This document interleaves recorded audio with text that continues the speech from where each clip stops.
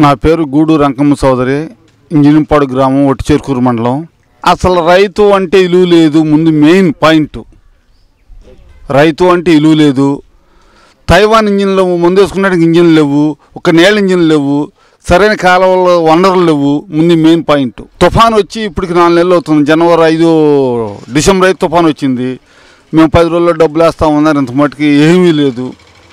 అగోచం రైతు అంటే లెక్క లేకుండా పోయింది. ముందు మెయిన్ పాయింట్, రైతు అంటే వాడు ఎంత అన్నట్టుగా ఉంది.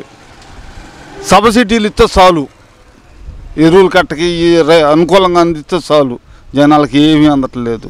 సమస్య ఉంది రైతుల గురించి, ఎక్కువ సమస్య ఇది ఉండయండి. కరెంటు వస్తుంది, డ్రైనేజీ ప్రాబ్లం బాగుంది.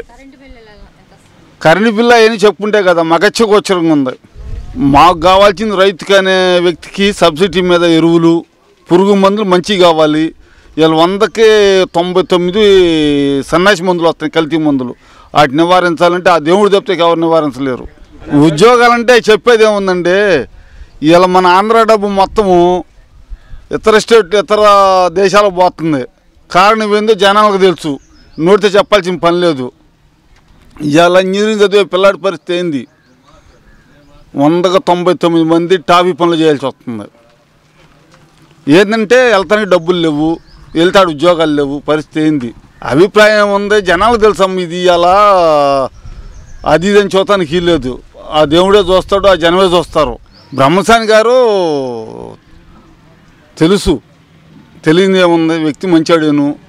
గెలిచేది డోకా లేదండి, చెప్పాల్సిన పని లేదండి. రాజకీయం గురించి చెప్పాల్సిన పని లేదు. అసలు ముందు మన రైతులకు అనేది వాడు సుఖమైందో వాడు ఐశ్వర్యం కోరుకుంటున్నాడు, కానీ రైతు అనేవాడిని అసలు ఎవడో లెక్క చేయట్ల. ముందు మెయిన్ ఎవడన్నా ఒకడు వస్తే ఏంది కల్తీ ముందంటే 24 గంటలని జైలు వేసేస్తున్నారు, వాడిని మోత కొట్టు కొడుతున్నారు. వాడేం చెప్పుకుంటాడు వాడి బాధలో? ఒక తైవాన్ ఇంజిన్ ఉందా, ఒక నేల ఇంజిన్ ఉందా మనం రైతులకి? ఉన్న రైతు అంటే ఏంది, మనం వాళ్ళు సుభిక్షంగా ఉంటే దేశం అంతా సుభిక్షంగా ఉండిద్ది. మనకంతా కల్తీ మందులు అన్నీ అసలు ఒకటనేది ఉంది, అంతా కల్తీ వ్యవహారమే.